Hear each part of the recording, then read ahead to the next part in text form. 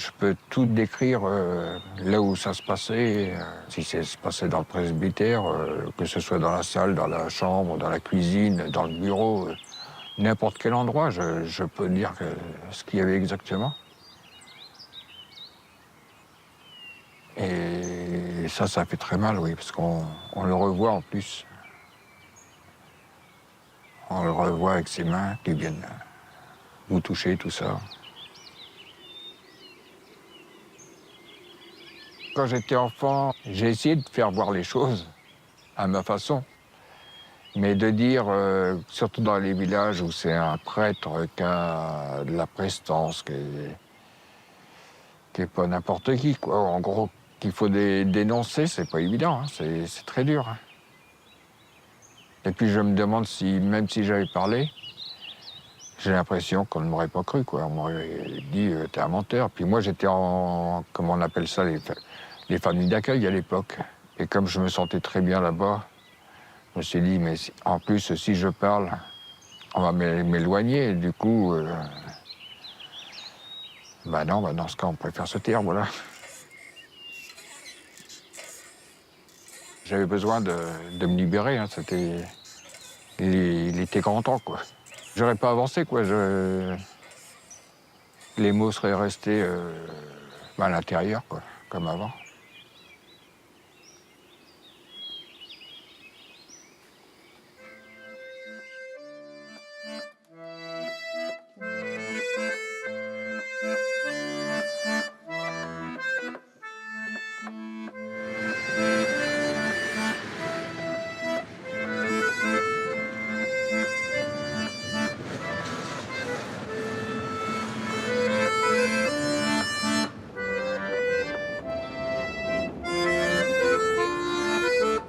Ils ont été violés, abusés, humiliés, alors qu'ils étaient mineurs par des personnalités de l'Église. Une institution à laquelle eux et leurs parents faisaient toute confiance. Des dizaines d'années sont passées, les prescriptions sont arrivées et tout est rentré dans le silence. Des silences, quelquefois qui ont duré une vie. Des silences qui sont même parvenus à faire taire les souvenirs déchirants.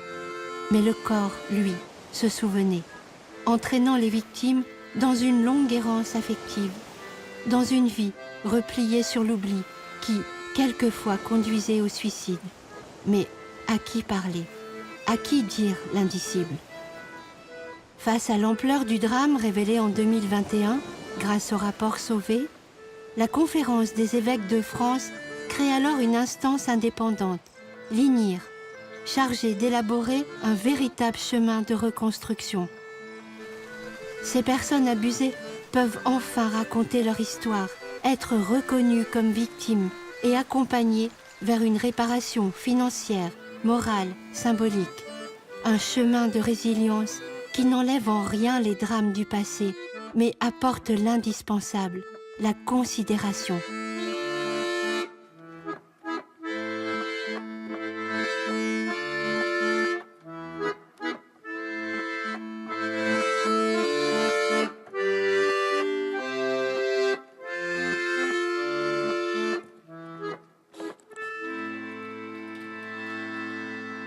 Merci. Et votre prénom, s'il vous plaît? Freddy. Alors, donc effectivement, hein, votre situation elle est bien enregistrée auprès de l'instance. Donc, est-ce qu'on vous a déjà expliqué comment fonctionnait la démarche? Donc, on n'a pas de durée type d'accompagnement. En revanche, on a un déroulé de la démarche, étape par étape. Alors, l'instance nationale indépendante de reconnaissance et de réparation est une instance qui a pour mission, confiée par la présidence des évêques de France, d'apporter une réponse aux personnes qui ont été victimes de pédocriminalité au sein de l'Église au cours de leur minorité. Donc, ça veut dire qu'on s'adresse aux personnes qui ont été victimes, enfants ou adolescents, de pédocriminalité, de délits et de crimes sexuels. Initialement, l'instance a été souhaitée pour apporter une réponse quand aucune réponse n'était possible du côté de la justice civile, de la justice de la République française. Finalement, dans la mise en œuvre, on a ouvert à toutes les personnes qui ont été victimes de pédocriminalité dans l'enfance. Mais on voit bien qu'en réalité, ce qui est important pour les personnes, c'est que les responsables de l'Église aujourd'hui assument leurs responsabilités par rapport à ce qui s'est passé dans le passé. La première réparation, pour moi, elle est morale, en fait. C'est le chemin de reconstruction. La première réparation, c'est que l'Église ait fait une démarche de demander à un organisme extérieur de nous accompagner, nous, les victimes. Ça permet de, justement, pour les personnes qui sont prescrites, d'avoir un genre de procès, finalement. Sur les conséquences, alors moi j'ai mis 3 partout, et donc avec tout ça, on arrive à 31. Bien. Solveig a eu la main lourde. Ouais, j'ai la main lourde, mais en fait, moi, je trouve cette situation épouvantable. Ouais, comme beaucoup, hein, mais... Moi, ce qui m'a beaucoup touché, c'est en effet ce parcours de vie absolument raté. C'est-à-dire qu'on a l'impression que cette femme n'a pas pu vivre. Et bon, moi, j'avais mis aussi, point aggravant, j'avais mis 3 également. J'avais mis que 2 pour les conséquences scolaires, parce que c'est vrai qu'on ne sait rien, on ne sait pas, on peut présumer qu'en effet. Moi, je suis pour ajouter un point aggravant, justement compte tenu de son âge et compte tenu du contexte d'emprise.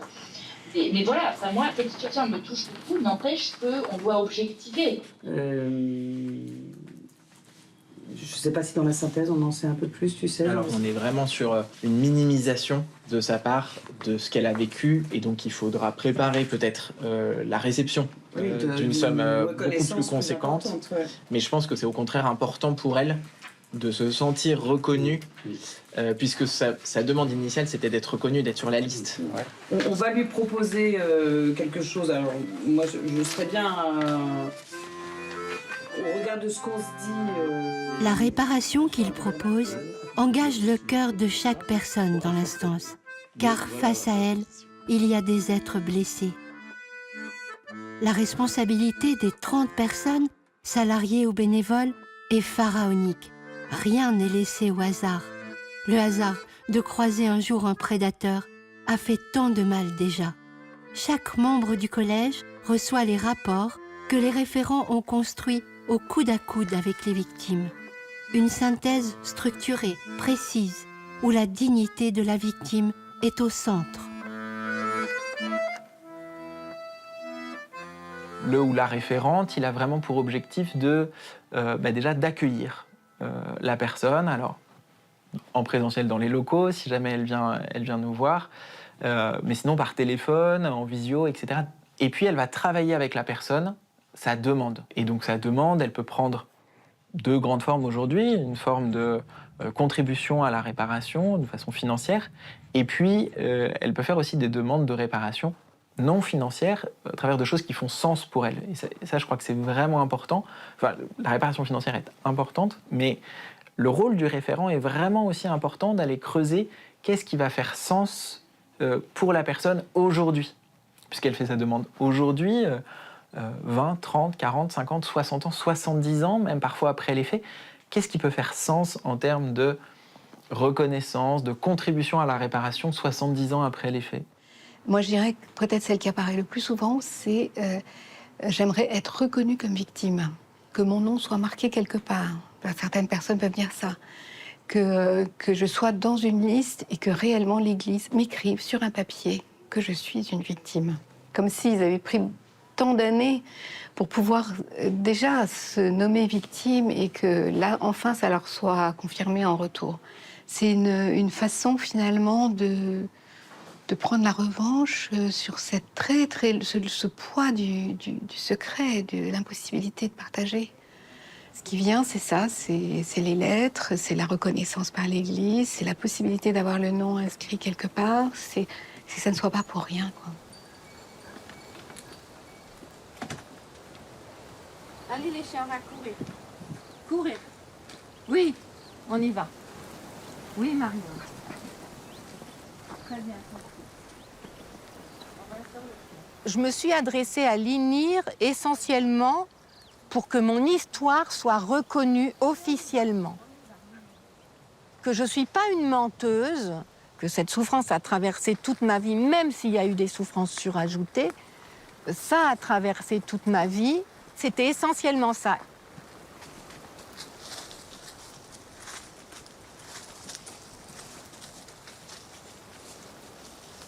C'est quelqu'un qui est mort maintenant, c'est quelqu'un qui me faisait très peur. D'abord parce qu'il m'avait demandé de garder le silence, sinon je serais punie. C'est pas lui qui me punirait, c'est Dieu qui me punirait si je parlais. Et là où c'était particulièrement terrifiant, c'est quand il venait manger. Il était invité toutes les semaines, il venait manger chez mes parents.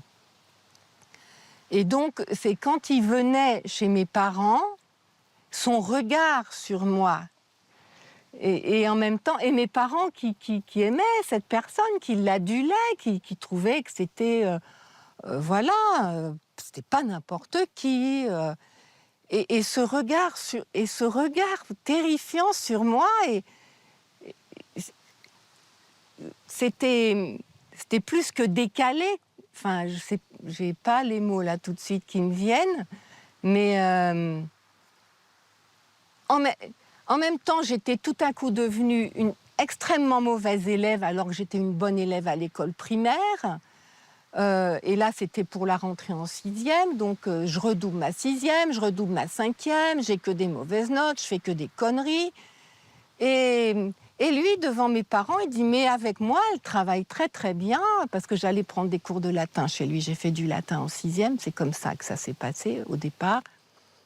Et je savais qu'il mentait.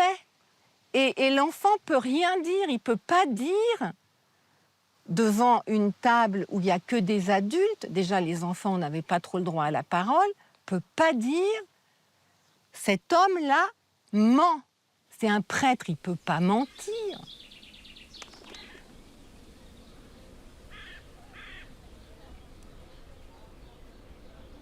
Très souvent, dans le premier entretien, sont posés des mots comme je vous crois ». Et c'est, on sait, absolument déterminant pour engager la suite des échanges. Et puis dans la lettre de reconnaissance qu'on adresse à la personne en fin de la première étape de parcours, nous avons une phrase type qui dit nous avons reconstitué ce que vous avez vécu et les conséquences et les retentissements que cela a pu avoir dans votre vie, et nous le tenons pour vrai. Ça veut dire nous le reconnaissons. Ça ne veut pas dire que c'est la vérité. Ça ne veut pas dire que ça a valeur d'une vérité judiciaire ou d'une expertise qui dirait c'est vrai, ça s'est passé comme ça. Mais ce qui est dit par les personnes est pris en compte à un niveau de vérité et de justesse de la parole qui est extrêmement important, parce que c'est la manière de reconnaître ce qu'elle a dit et ce qu'elle a vécu. Et c'est d'autant plus important que le silence a été terrible pendant des années et que l'exercice souvent a consisté à cacher ce qui a été vécu, parce que personne n'était capable de l'entendre.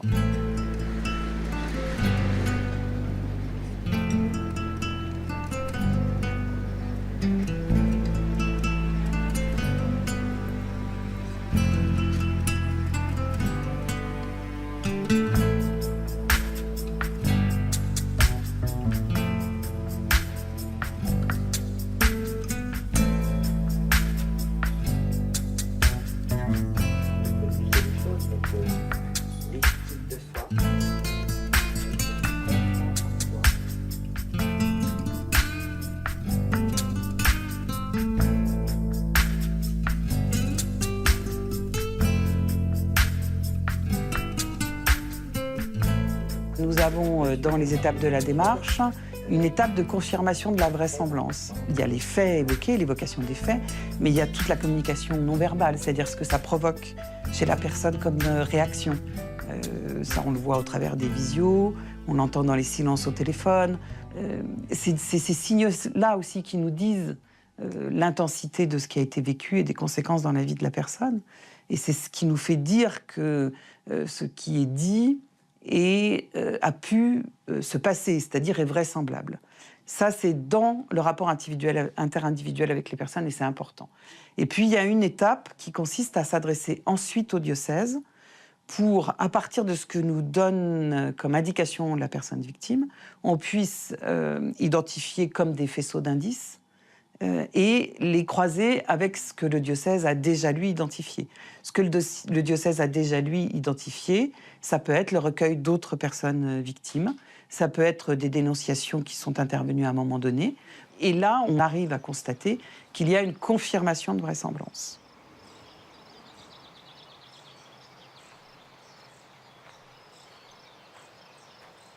J'ai envoyé un mail. Et puis un jour, j'ai été contacté par un référent, Jean-François. Ce que j'ai apprécié, c'était le fait qu'il était très pudique, très respectueux. Je sentais qu'il pesait ses mots. Enfin voilà, c'était... Au début, quand il m'a appelé les 2 premières fois, j'étais très en retrait. Je m'attendais, voilà, je disais, qu'est-ce qu'il va dire? Enfin, je pesais ses mots. Enfin, je me disais, oui, bon, attends, on va voir venir. Qu'est-ce qu'il va me dire? Voilà, c'était... j'étais un peu froid, quoi. Voilà, Et puis après, j'ai senti que j'étais écouté. Voilà, ça a été... et je l'ai vécu comme un compagnonnage. Voilà. Et toujours dans ces mots, dans les échanges qu'on a pu avoir par mail, mais aussi où dès que j'avais un besoin, j'ai pu appeler ou envoyer un mail, j'avais une réponse. Enfin voilà, c'était une réelle écoute. Voilà.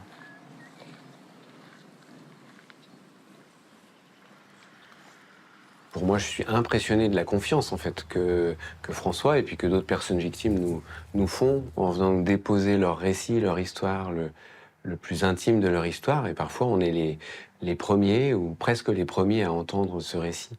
Donc vraiment, c'est beaucoup d'humilité, vraiment une posture vraiment d'humilité et de simplicité pour recevoir ça, accueillir ce récit, accueillir aussi ce qui ne peut pas être dit, parce qu'il y a des parties de cette histoire qui est trop douloureuse à dire, et donc parfois c'est pas au premier entretien qu'on va en parler, c'est peut-être au deuxième, peut-être même au troisième, voilà, et de respecter ce rythme-là, cette temporalité-là, voilà. C'est important, parce qu'on n'est pas là pour faire une enquête, on est là pour accueillir le récit.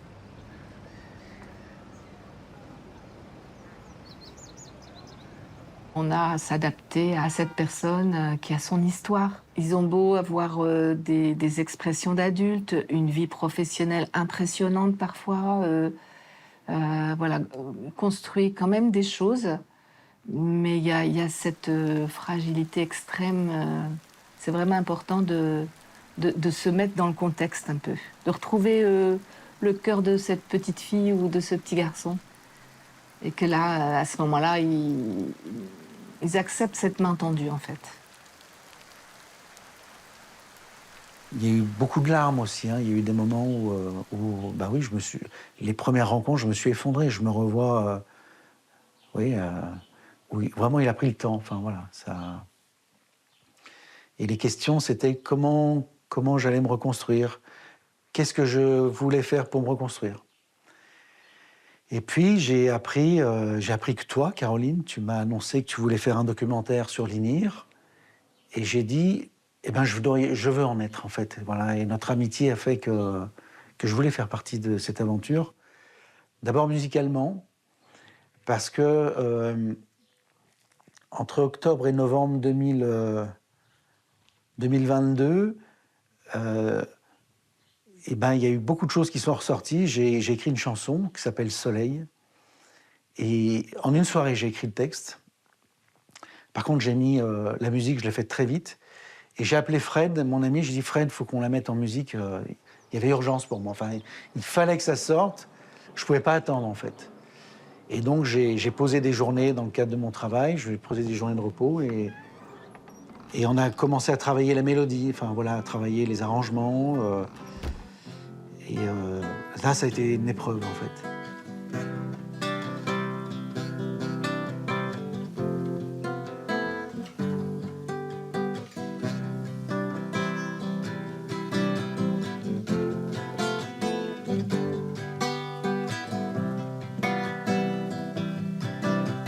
Soleil, soleil, soleil, soleil, brûle ma peau jusqu'au réveil. soleil brûlant ma peau jusqu'au réveil, merci. En fait, c'est le matin, quand enfin le soleil arrive, je dis merci, merci mon Dieu, parce que j'ai tenu jusqu'au petit jour. Et soleil, pour moi, c'est Dieu, c'est le Christ, en fait. C'est Jésus au secours. Enfin, brûle-moi pour pas que je m'endorme et que je tienne jusqu'au bout. Brûle ma peau jusqu'au réveil. Soleil, brûle ma peau jusqu'au réveil. Merci. Soleil, brûle ma peau jusqu'au réveil. Soleil, brûle ma peau jusqu'au réveil. Merci.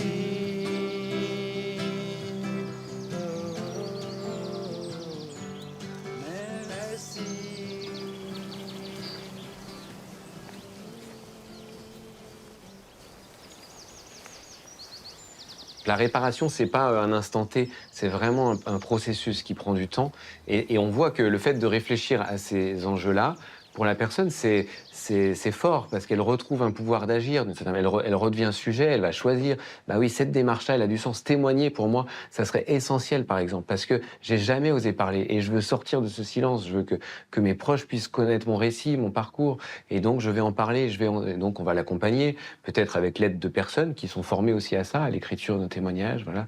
Il y en a d'autres, ça va être de rencontrer l'évêque parce que, en fait, j'ai besoin qu'il mesure les conséquences que ça a eu sur ma vie. Et donc, on va organiser une rencontre, voilà, où on sera présent aussi.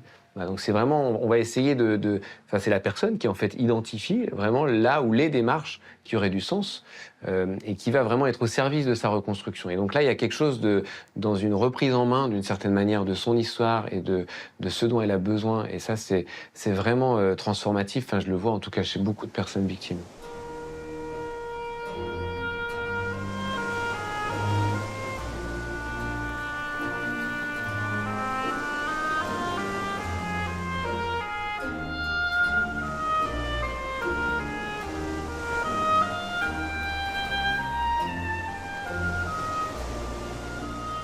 La musique faisait partie de ma vie. Je ne pouvais pas vivre sans elle. C'était plus qu'une passion, c'était mon destin. La musique classique, je l'écoute beaucoup le soir avant de m'endormir. Elle m'aide à ne pas avoir de pensées négatives. Je ferme les yeux et je l'écoute au plus profond de moi-même.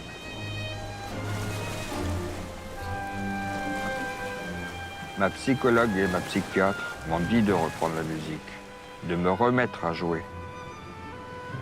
Si je ne le fais pas, ce n'est pas l'incapacité de le faire, mais plutôt par peur de repenser à ce qui m'est arrivé dans le passé. Ça faisait au moins 2 ans, voire 3, que j'avais envie de raconter mon histoire en entier. Et puis, j'en trouvais pas le courage. Et puis, un jour, j'ai pris un bloc, un stylo, et j'ai raconté toute mon histoire. Je ne savais pas que j'étais capable d'écrire autant en si peu de temps, en plus. Mais c'était un besoin de partager, de toute façon.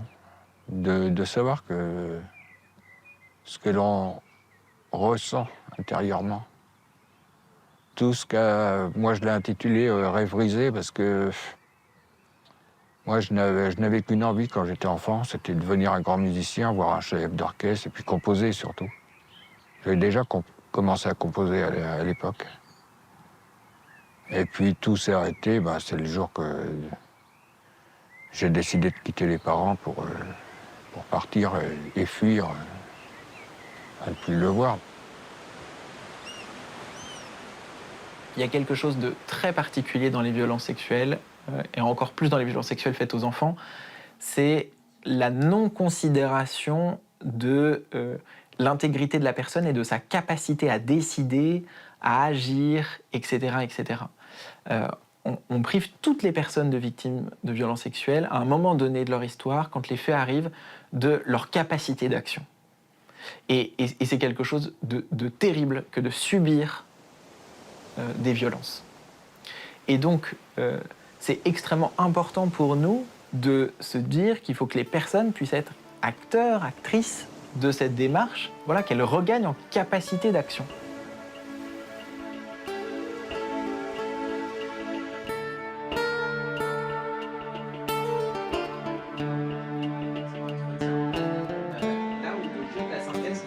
Ne pouvait pas fonctionner. C'est plutôt ça moi que je retiendrai, c'est que là c'est une personne sur laquelle la synthèse validée par elle ne pouvait pas fonctionner. Et donc c'était vraiment pas difficile. Et sans danger pour lui. En tout cas pour l'instant. J'ai exactement eu la même réflexion, c'est-à-dire syndrome de Stockholm. On est dans un phénomène total d'emprise, mais là, à la limite, on est là pour poser des choses et pour dire que ce qu'il a subi est tout à fait anormal. Oui. Voilà. Tout à fait anormal dès lors que... On ne découvre pas la situation le soir du collège. Il y a un travail préparatoire et puis ensuite il y a un échange. Donc toutes les décisions sont prises en commun, ce qui est très important. Et on a aussi des regards complémentaires.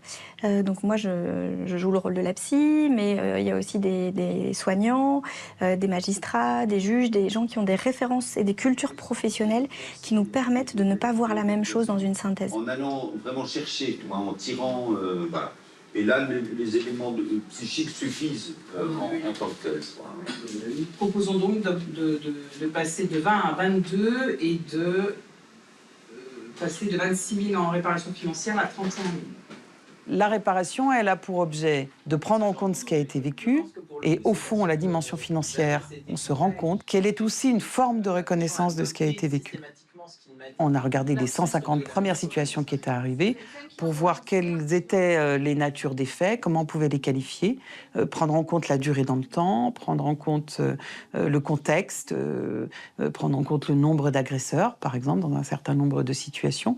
Et puis, du point de vue des conséquences aussi, comment on pouvait catégoriser les conséquences, dans le sens où ça touche à la santé somatique, à la santé psychique, ça touche aux capacités d'insertion professionnelle, ça touche aux capacités relationnelles, avec les conséquences dans la vie sociale, dans la vie conjugale, dans la vie familiale.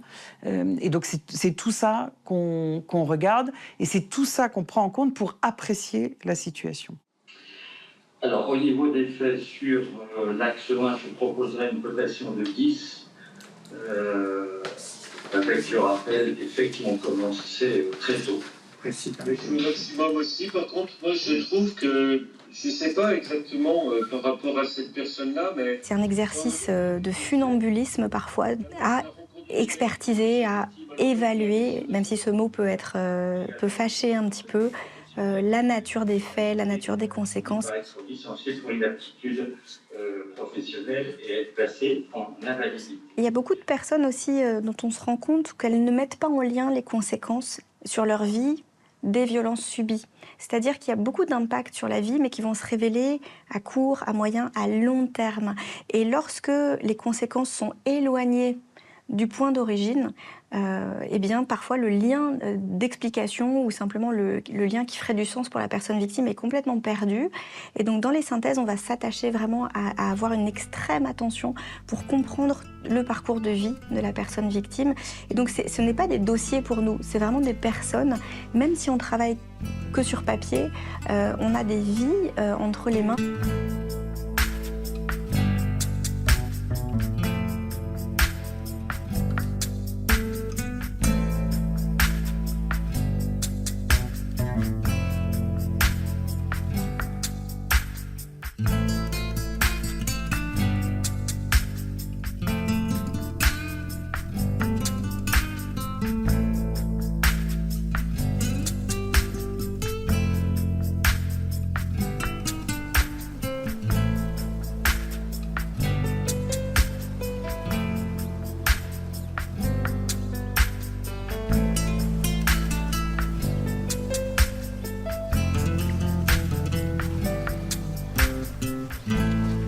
Que j'ai subi dans l'enfance, pendant 2 années, de l'âge de 10 ans à 12 ans, je l'ai enfoui, j'ai même oublié.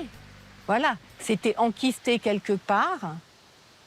J'ai pu voir après que j'avais construit une adolescence et une vie de jeune adulte et d'adulte dans une très grande souffrance et dans une très grande destruction. Mais je ne savais pas pourquoi. On y va? Hein? On y va. Ouais.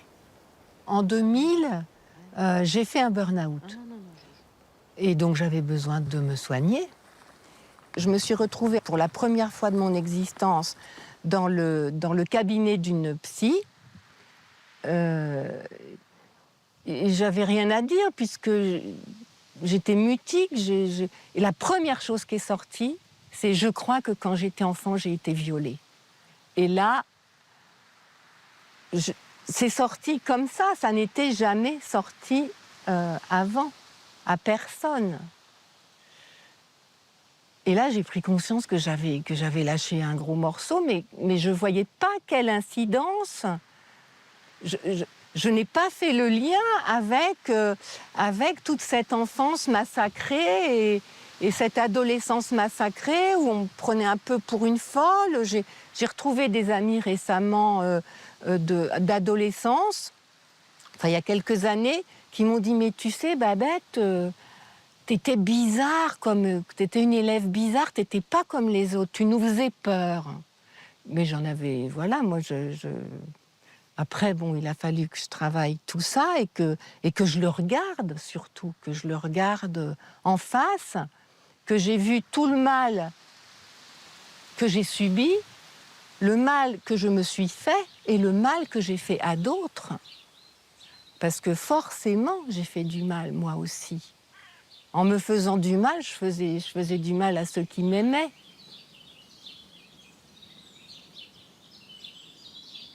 Il y a deux mots que je ne peux toujours pas dire, que je crois que j'ai jamais dit à ma femme, sauf si elle me le disait, et puis moi je répondais moi aussi.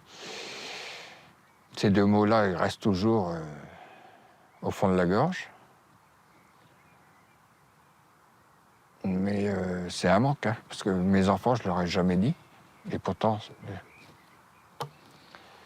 ils savent que c'est...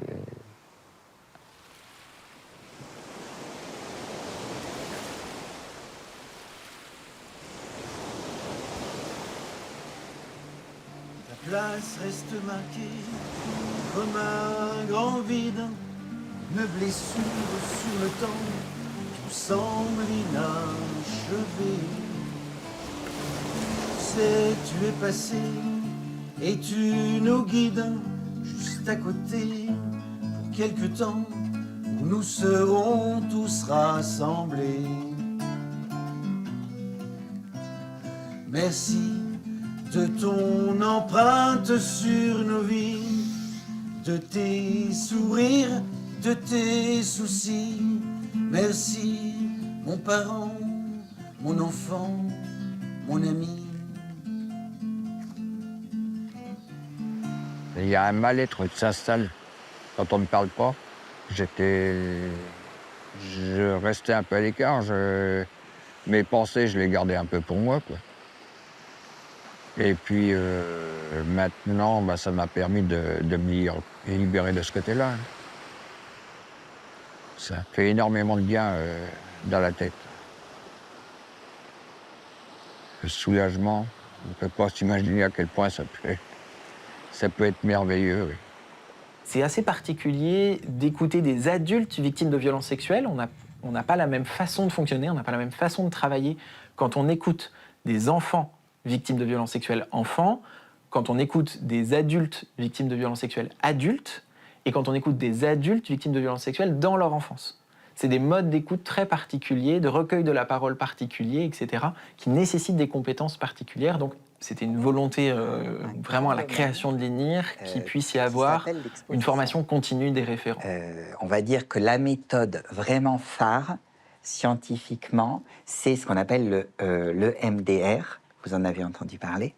Donc ça, c'est une méthode qui est vraiment maintenant la référence pour soigner le psychotrauma. C'est, disons, dans une optique de respiration.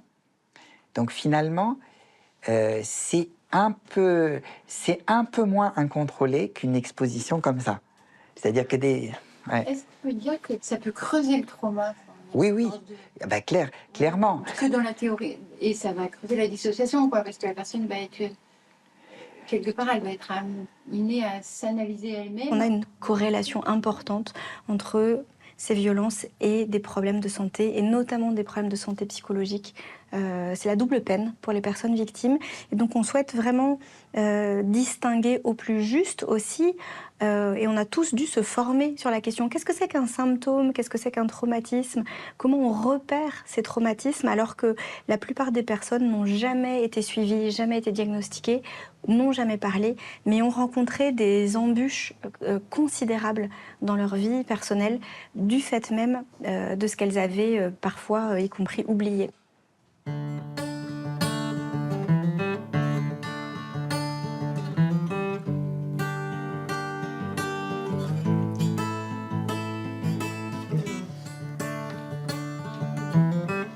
Qu'est-ce que t'en penses? C'est pas mal, hein? Ouais, j'aime ça bien. pourrait bien coller sur le morceau, J'aime bien. ça. En fait, tu as réussi à, avec les arrangements, tu as réussi à reproduire ce que je voulais dire. Essayer de le faire direct, ça part sur le break. J'ai parti. J'ai essayé. Ma reconstruction, elle est musicale, elle est picturale, elle est... voilà.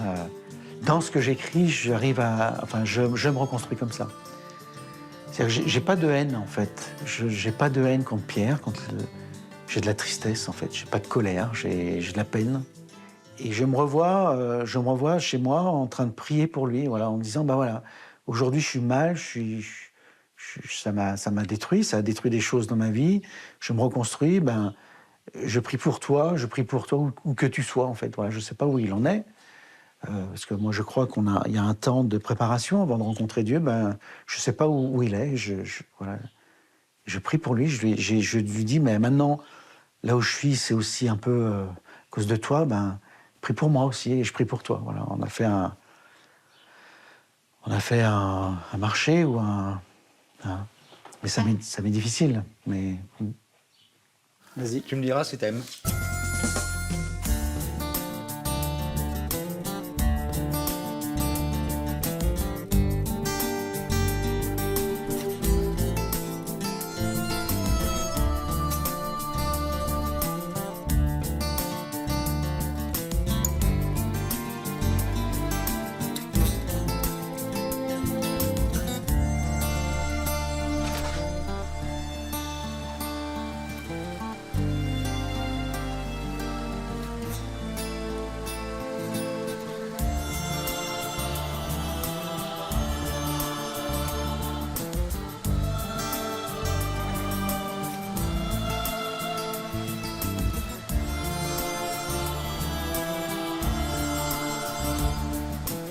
moi, je voulais pas d'argent.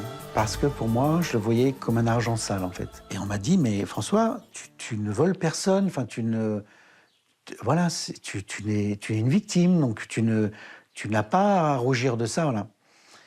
Et dans un autre sens, je me suis dit, mais s'il y a une réparation, si elle n'est que morale, il manque quelque chose, voilà. Et donc, je l'ai demandé, voilà. Et peu importe, je m'en fous de la somme. Et ce que j'ai expliqué à mon référent, je dis, voilà, cette somme-là, moi, j'ai fait le choix, donc je respecte chaque démarche des autres, hein, mais moi, j'ai fait le choix de ne pas la garder pour moi, je vais la reverser à une association.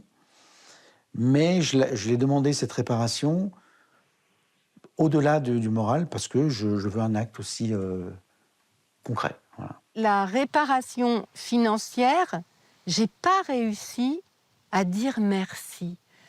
Ça m'a habité longtemps. Je me disais, mais quand même, écoute, Babette, là, t'as un courrier officiel de l'INIR, ils ont versé de l'argent sur ton CCP, et t'arrives pas à dire merci, mais quand même, et j'arrivais pas à dire merci, parce que je disais merci à quoi? J'arrivais pas à le verbaliser, à l'écrire. Et du coup, j'ai rien dit. Mais j'étais pas à l'aise de rien dire. Et quand la psychologue a repris contact avec moi pour me mettre en lien avec vous, j'ai dit oui, parce que j'ai dit, ça sera ma façon de dire merci.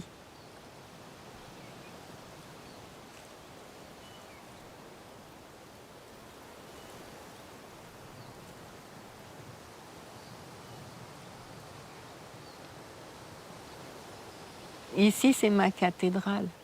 Il y a tout. Il y a la lumière, il y a tout. Les ombres, mon chien.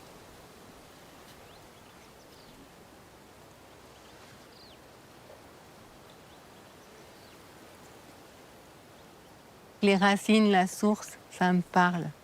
Ça parle à mon histoire aussi. Retrouver, s'ancrer, être ancré dans mon histoire, quelle qu'elle soit. Voilà. Et puis, bon, cette paix, quoi. De toute façon, il y a une paix ici. Il n'y a pas de problème. Il n'y a pas de problème. J'ai pas eu de mal à quitter mes parents et à envoyer tout ça promener. Tout. Et donc à passer par l'athéisme. Et pour moi, c'est une chance d'être passée par l'athéisme, justement. Parce qu'après, j'ai pu revenir vers l'Évangile, pas vers l'Église. J'en ai pas besoin de l'Église. Par contre, l'Évangile, oui. Je peux le lire seul, je peux en comprendre ce que je peux en comprendre, j'en découvre chaque fois, parce que ça parle à mon histoire, ça me parle à moi, Babette, parce que l'Évangile, il parle de nous. Donc ça, pour moi, c'est un appui aujourd'hui. C'est même mon appui. Je ne cesse de me découvrir, en fait, à travers ce texte-là.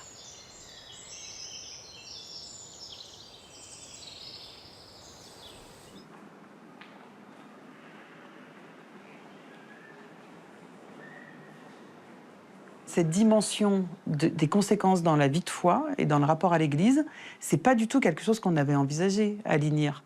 On était parti en se disant que ça n'avait pas sa part dans l'analyse des conséquences pour les personnes victimes. Et en réalité, c'est des choses qui sont arrivées très régulièrement, c'est-à-dire des personnes qui ont mis en avant que ces agressions avaient, pour elles, eu des conséquences dans leur vie spirituelle. En tout cas, elles le disent comme ça. J'ai été empêchée pour avoir une vie de foi. Mais ce qui m'embête, c'est que mes enfants n'ont pas non plus eu accès à la foi, et mes petits-enfants non plus.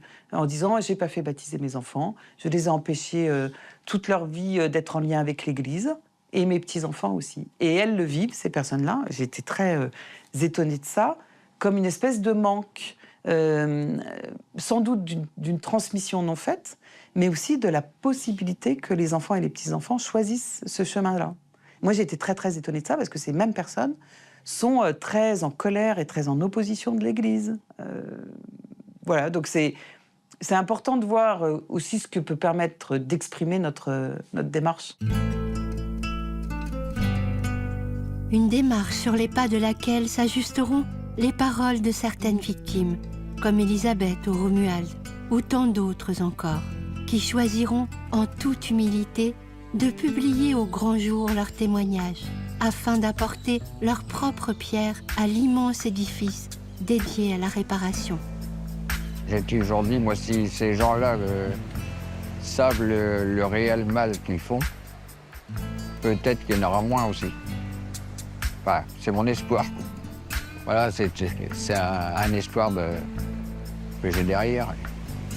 Mais pour ça, il faut des bonnes volontés. Moi, je suis le premier à vouloir m'exprimer aussi. Enfin, pas forcément le premier, mais je fais partie de ceux qui veulent parler pour éviter un désastre pareil, quoi. Parler, car derrière ces prédateurs sexuels qui ont trahi les paroles du Christ et son message d'amour, se tient une institution dont les valeurs réelles, profondes, demeurent. Des valeurs de solidarité, des engagements indispensables sur le monde, tellement loin de ces drames qui touchent, au-delà de l'Église, une société tout entière. Mais on peut imaginer que la démarche qui a été engagée avec la Civise, en fait, cette commission sur les violences, sur l'inceste et les violences sexuelles, elle participe de la même démarche. À faire bouger la société. À faire bouger la société. Alors pour l'instant, ils sont à la phase antérieure à la nôtre, puisque c'est plutôt l'équivalent de la SIAZ qui faisait un état des lieux des questions de la pédocriminalité dans l'Église. La société aujourd'hui, elle est en train de faire cet état des lieux. On voit bien que ça va provoquer le même tsunami dans la société. Parler ne changera jamais les drames passés, mais apportera peut-être l'indispensable réparation en interrogeant l'irréparable, en lui donnant enfin une vraie place dans le présent. On ne peut pas accepter les violences sexuelles à tous les âges de la vie. Mais quand ça a eu lieu dans mon histoire, quand ça est arrivé dans mon parcours, je n'ai pas d'autre choix que d'accepter que ça ait eu lieu. Et donc ce qu'on peut travailler, c'est non pas l'acceptabilité, parce que ça n'est pas acceptable, mais c'est l'acceptation, c'est le fait que ça me soit arrivé. Et je crois que l'action de l'INIR conduit peut-être à cette intégration un peu plus au cœur de mon histoire dans ce parcours.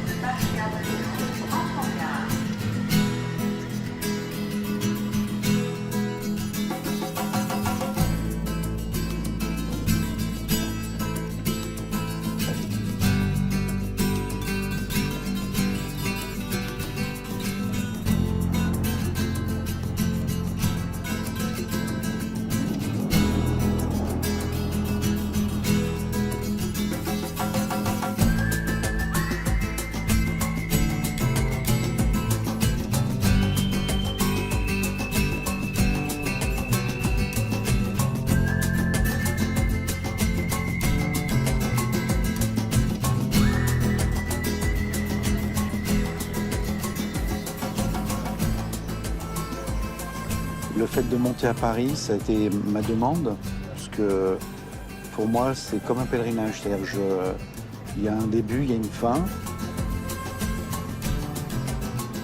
C'est pas parce que je demande que ça s'arrête que je perds la mémoire. C'est en moi, c'est dans ma chair. Mais il y a entre réouvrir sans cesse sa cicatrice et se dire j'ai souffert. Non, la cicatrice, elle est là. Maintenant, je veux qu'elle reste cicatrisée. Je ne la perds pas de vue, je la vois toujours. Je ne veux pas qu'elle me fasse souffrir. Donc on a refait un travail, ça m'a refait souffrir, ça m'a réouvert cette cicatrice. Je dis maintenant, je veux la refermer parce qu'on a enlevé, le pus qu'il y avait dedans. On a renettoyé cette plaie, on a enlevé le kyste qui était à l'intérieur. Voilà. Donc on a percé cet abcès. Et maintenant, on repart sur quelque chose de guéri. Voilà, je vais tourner vers un ailleurs.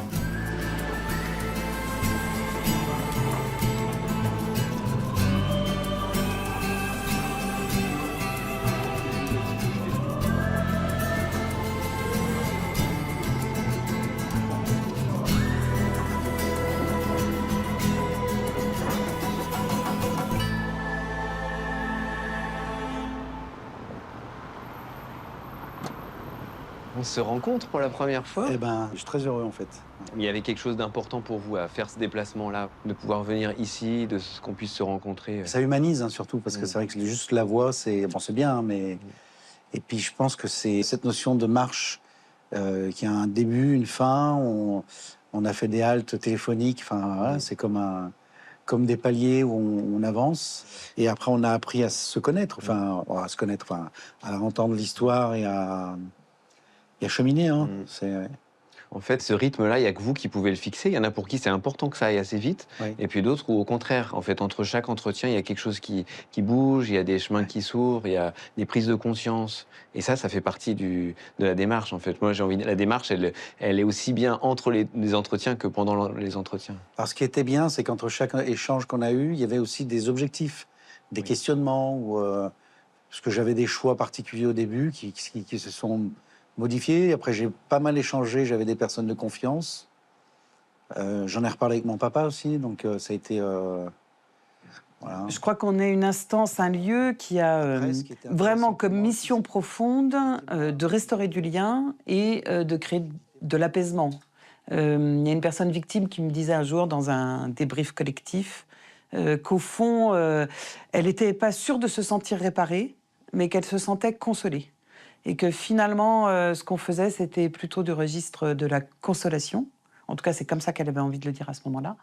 Et j'ai trouvé que l'image était belle parce que, effectivement, elle avait quelque chose à réparer elle-même pour elle-même, et puis dans le lien aussi à l'Église, et que toute la démarche qu'elle avait vécue, pour elle, ça ressemblait à de la consolation. Elle se sentait consolée. Alors c'est une bonne étape vers l'apaisement. Et on sait très bien aligner, et on a une humilité immense, et c'est important, qu'on contribue à cette réparation, à une consolation à un moment donné, parmi d'autres événements dans la vie de la personne et parmi d'autres acteurs.